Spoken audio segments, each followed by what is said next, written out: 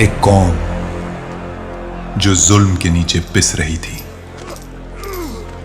ان پر Roman حکمرانوں کے کوڑے برس رہے تھے، ان کے شہروں پر غیروں کا قانون تھا۔ بنی اسرائیل، ان کے لوگ کہتے، اے اللہ ہمیں بچا لے، ہمارے لیے کوئی رہنما بھیج دے۔ اور جب اللہ نے ان کی فریاد سنی اور آسمان سے ان کی مدد کے لیے ایک نبی بھیجا، عیسیٰ ابن مریم، وہ نبی جو ان کے لیے شفا بنا، جو ان کے لیے امید بنا، جو ان کے لیے زندہ معجزہ بن کر آیا۔ مگر تاریخ کا سب سے دردناک دھوکہ یہیں سے شروع ہوا۔ قتل! جس نبی کو بھیجا گیا تھا ان کی مدد کے لیے، اسی نبی کو پھنسانے کا منصوبہ بنا لیا گیا، اور جو ہونے والا تھا وہ صرف ایک قتل نہیں تھا، وہ تاریخ کا سب سے بڑا دھوکہ تھا۔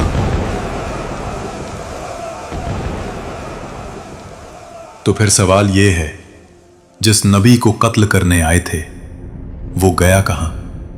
اور سولی پر لٹک کر تڑپنے والا اصل میں کون تھا؟ بیت المقدس، یروشلم، وہی شہر جہاں انبیاء کی صدائیں گونجی تھیں، جہاں سجدوں کی خوشبو تھی اور جہاں اب رومن جھنڈے لہراتے تھے۔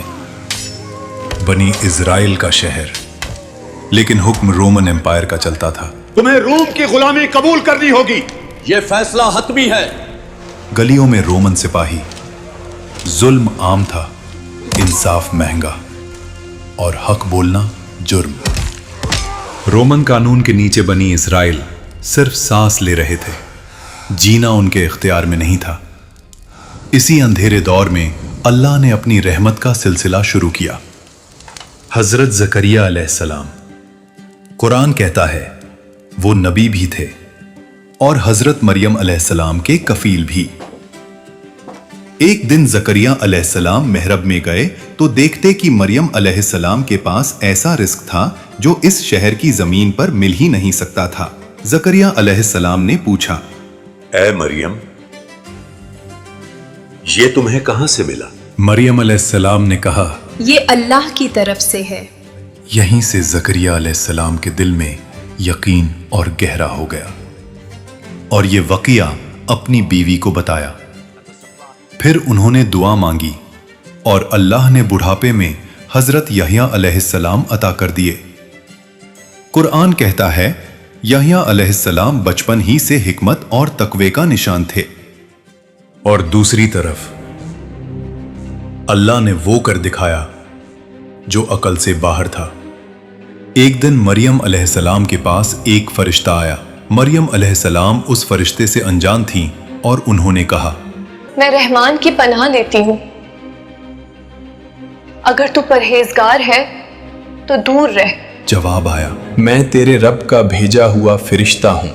پھر وہ الفاظ جو تاریخ بن گئے، میں اللہ کی طرف سے تجھے ایک پاک بیٹے کی خوشخبری دینے آیا ہوں۔ مریم علیہ السلام نے کہا، مجھے بیٹا کیسے ہو سکتا ہے جب کسی مرد نے مجھے چھوا نہیں؟ جواب صرف اتنا تھا، یہ تیرے رب کا فیصلہ ہے، اور اللہ ہر چیز پر قادر ہے۔ مریم علیہ السلام سمجھ چکی تھیں یہ بشارت نہیں، امتحان ہے، اور بیت المقدس کو ابھی پتہ بھی نہیں تھا کہ جلد عیسیٰ ابن مریم پیدا ہونے والے ہیں۔ اور جب حضرت عیسیٰ علیہ السلام پیدا ہوئے تو لوگ بول اٹھے، یہ کیسا جرم ہے؟ مگر اللہ نے گود میں موجود بچے سے جواب دلوا دیا، میں اللہ کا بندہ ہوں، اس نے مجھے نبی بنایا۔ یہ صرف جواب نہیں تھا، یہ بیت المقدس کے لیے تنبیہ تھی۔ کچھ ہی عرصے بعد عیسیٰ علیہ السلام نے تبلیغ شروع کی۔ اپنے پڑوسیوں سے ویسا ہی پیار کرو جیسا تم خود سے کرتے ہو۔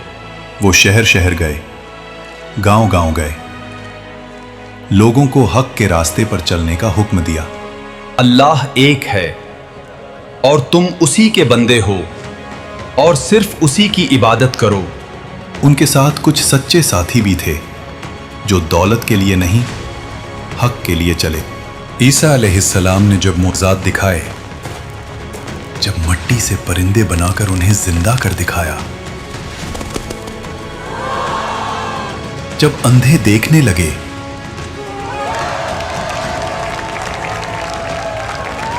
जब मुर्दे जिंदा हुए, तो आम लोग अल्लाह के रास्ते की तरफ झुकने लगे। अब शिकार मिलना तो नामुमकिन हो चुका है। रोमन सिपाहियों को इस बार पैसे नहीं दिए तो वो तुम्हारी जान ले लेंगे। अल्लाह तुम्हारी मदद करेगा।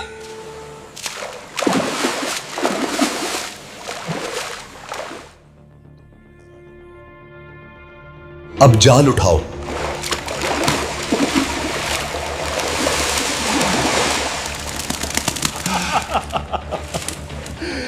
ये कैसे हो सकता है? आप कौन हैं? मेरे साथ चलो, तुम्हें पता चल जाएगा।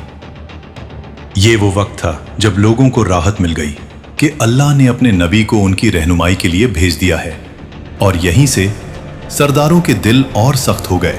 उन्होंने कहा, याहिया पहले ही लोगों को हमसे अलग कर रहा है और अब ये ईसा के मौजिज़े लोगों को और गुमराह कर रहे हैं। हमारी रियासत खतरे में है। तफसीर इब्ने कसीर बताती है, यहूदी सरदारों ने रोमन हुक्मरानों के पास जाकर कहा, याहिया और ईसा बगावत करवा रहे हैं। ये खुद को बादशाह कह रहे हैं। झूठ था, लेकिन रोमन तलवार को सिर्फ हुक्म चाहिए होता है। गवर्नर ने पूछा, तुम चाहते क्या हो? जवाब आया, उन्हें गिरफ्तार करो। तफसीर इब्ने कसीर में आया है, याहिया अलैहिस्सलाम उस वक्त हुक्मरानों के जुल्म और गलत रिश्ते पर हक बोल रहे थे, तो रोमन और यहूदी सरदारों ने उन्हें कैद कर लिया और अपने सरदारों के सामने कत्ल करवा दिया। शहर ने खामोशी इख्तियार कर ली। एक शख्स भागता हुआ ईसा अलैहिस्सलाम के पास आया और कहने लगा, आपके खालाजाद भाई हजरत याहिया अलैहिस्सलाम को इन्होंने कत्ल करवा दिया है। ईसा अलैहिस्सलाम समझ गए कि जेरूसलम में उनके खिलाफ भी साजिश हो चुकी है। एक बार फिर अल्लाह के नबी के लिए कत्ल का फैसला लिखा जा रहा था। चेहरों पर तकवा का लिबास, मगर दिलों में हसद और खून। ईसा इब्ने मरियम हद से आगे जा चुका है। लोग उसे नबी कहने लगे हैं। अगर ये जिंदा रहा तो हमारी अदालत, हमारी तौरात की तशरीह सब खत्म हो जाएगी। यहां तफसीर इब्ने कसीर के मुताबिक ये लोग हक को पहचानते थे मगर उसे छुपाते थे। हमने पहले भी याहिया को खामोश कर दिया था। खामोशी छा गई।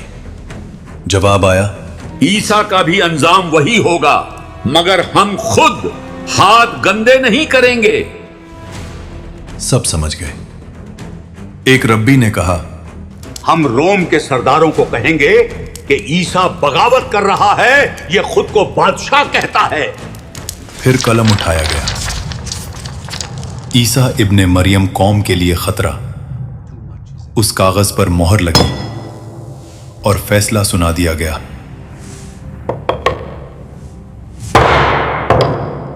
कत्ल।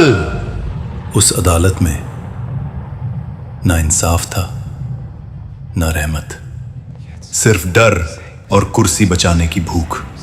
और कुरान की यह बात गूंजती है, वो नबी को नाहक कत्ल करते रहे। उस रात बैतुल मकदिस की अदालत से सिर्फ एक बिल नहीं निकला, एक और नबी के खून का रास्ता लिख दिया गया।